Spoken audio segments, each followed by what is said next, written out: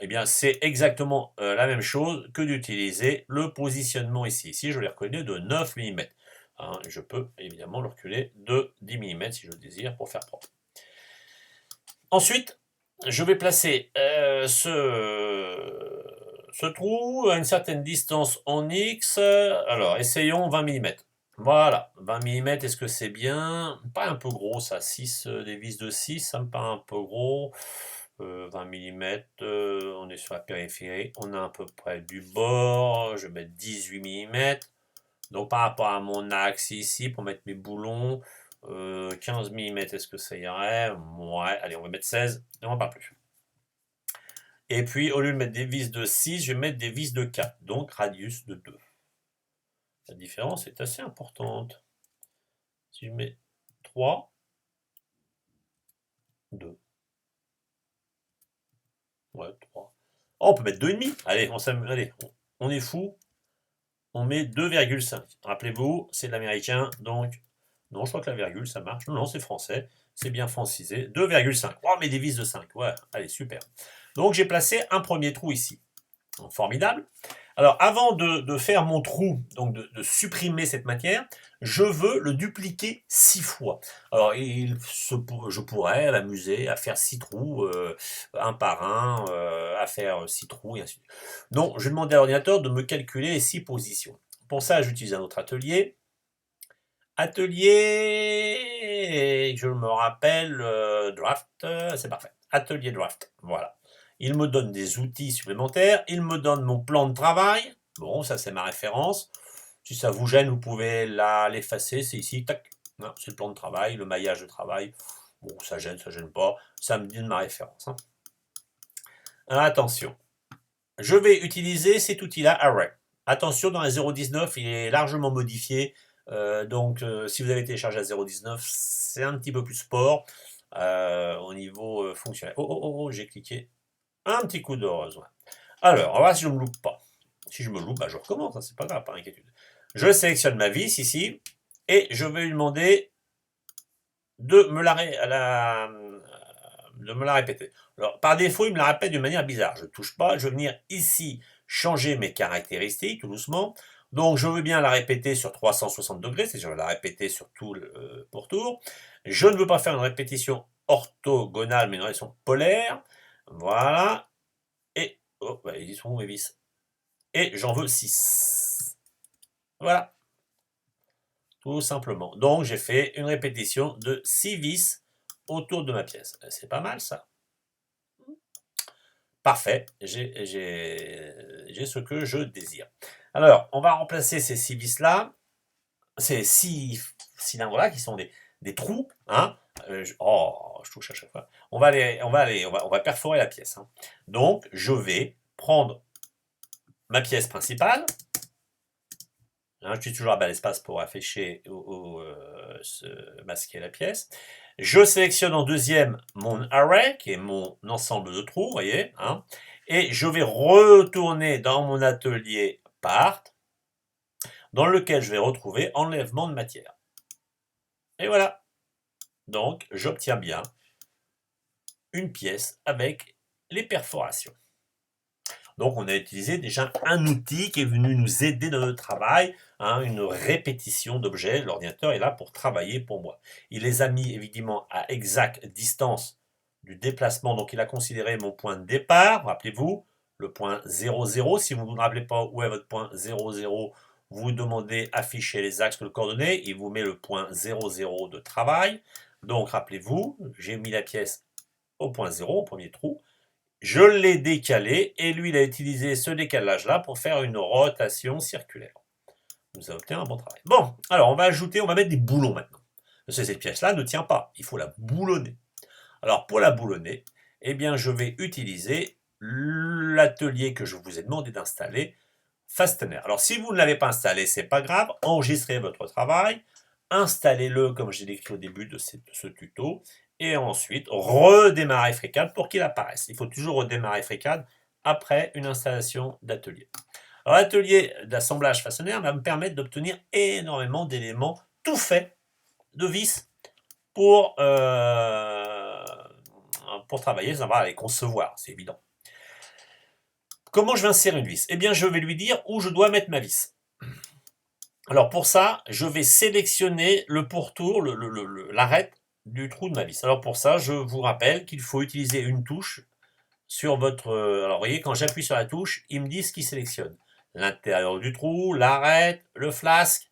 Donc moi, je veux que ma vis aille dans ce trou. Donc je sélectionne ici le bord dans lequel ma vis va se placer. Et je vais choisir le boulonnage que je désire. Alors vous mettez celle qui vous plaît. Tiens, on va mettre une petite vis comme ça à tête exacte. Et hop, automatiquement, il vient mettre une vis dans ce trou.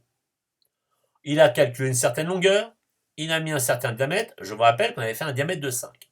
Ah, il a mis une vis de 6. Alors, pas terrible. M6 veut dire vis de 6, diamètre métrique de 6. Moi, je vous rappelle que je veux une vis de 5. Donc, je vais lui demander, hop, de me recalculer une vis de 5. Parfait. Mais on voit que la profondeur de la pièce est plus grande que le choix. Donc, il m'a mis 8, voyons voir. Je ne me rappelle plus, elle doit faire 10, 3, 3, 6, je ne sais plus. Mettons 20 pour voir ce qui se passe. Recalculons la chose. Attention, ce n'est pas instantané. Le calcul ne se fait pas rapidement. 20, c'est pas mal. Vous essayez 16. Vous êtes obligé de valider pour que le calcul se fasse en cliquant 20, j'ai dit 16, voilà. En cliquant, il suffit de cliquer sur une autre cellule et clac, il me le recalcule. Bah, c'est pas mal ça. Donc j'ai mis un boulon, eh bien je vais lui ajouter un écrou.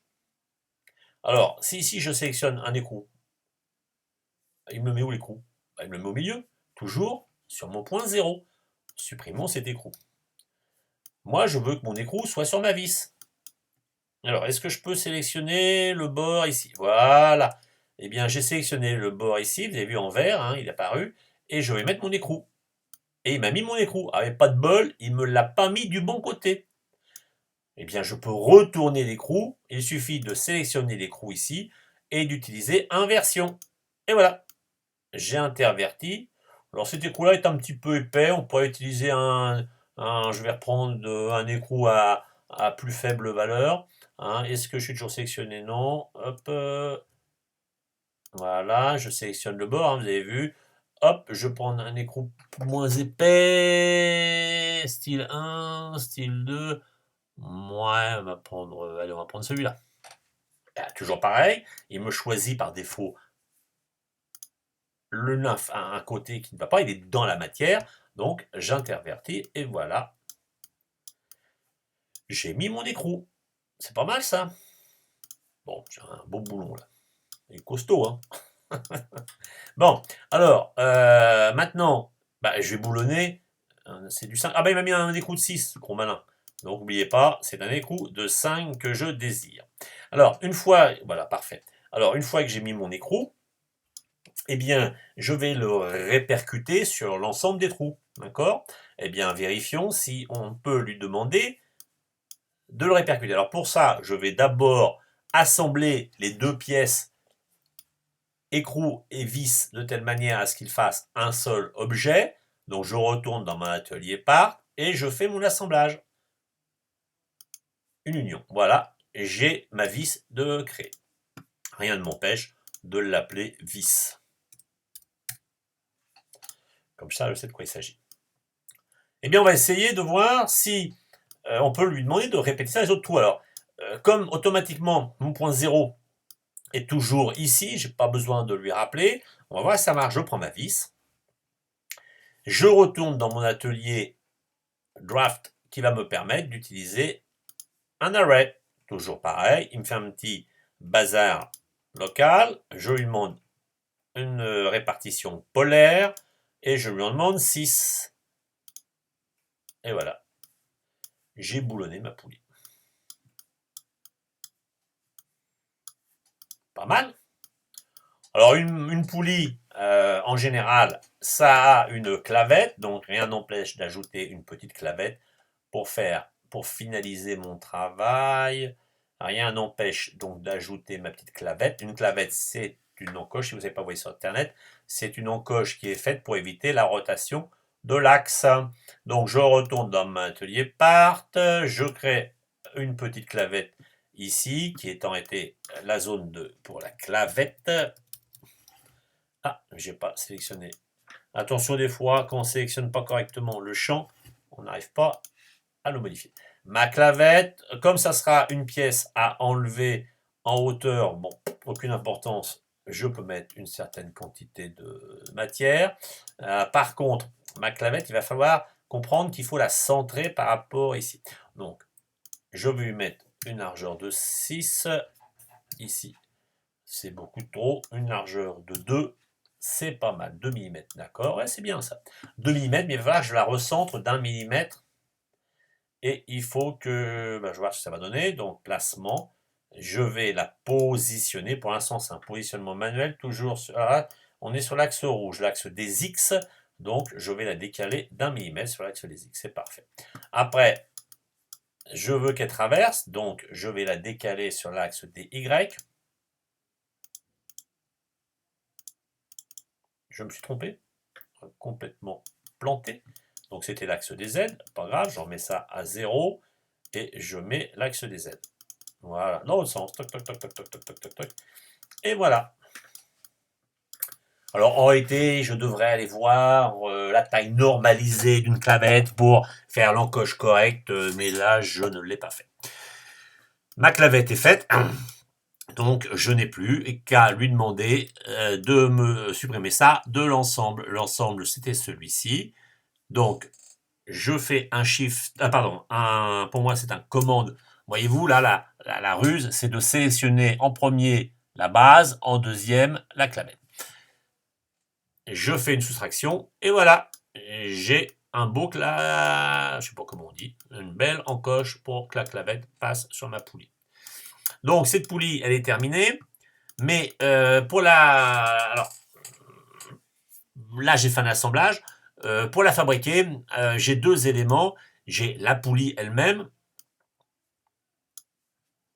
qui constitue le corps. Bon, c'est une poulie qui serait constituée d'éléments métalliques. Donc là, j'ai réalisé un assemblage pour faire une pièce, pour bien montrer techniquement ce que je désire. Hein. Il est évident que cette pièce-là ne va pas être faite à imprimante 3D. À moins que je veuille faire un modèle à imprimante 3D pour avoir un prototype. Alors, si je voulais faire un prototypage pour vérifier imprimante 3D, il est évident que je ne vais pas imprimer les boulons, les écrous, d'accord? Donc, si je veux prototyper ma pièce pour vérifier ses codes, il va falloir que je prototype la pièce sans les boulons. Donc, ici, l'arrêt numéro 1, je vous rappelle que c'est l'ensemble de boulons qui sont... je le note boulon. Et que mon cut, en réalité, mon cut ici final, c'est ma poulie. Voilà. Donc, qu'est-ce que je vais faire? Je vais prendre ma poulie et je vais faire un export. Fichier exporté. Et pour exporter, le fichier doit être au format STL. Donc, ici, je l'appelle poulie. Et je sauvegarde. Ensuite, j'ai mes boulons d'associés. Oui. Donc, on peut aller voir ce que j'ai exporté. Pour ça, c'est simple. Je vais faire ouvrir. Là, on va trouver nos deux pièces ici. Et si je regarde ici, voyez-vous, j'ai exporté au format STL uniquement ma poulie sans les boulons car je ne les avais pas associés. Donc, je pourrais faire une impression 3D de cette pièce. Pour en vérifier les codes, pour vérifier si le montage se fait correctement. Voilà, je crois qu'il est possible également pour le plaisir d'extraire ici une image, donc je peux exporter, sélectionner un fichier, pardon, excuse-moi, donc je sélectionne, je sélectionne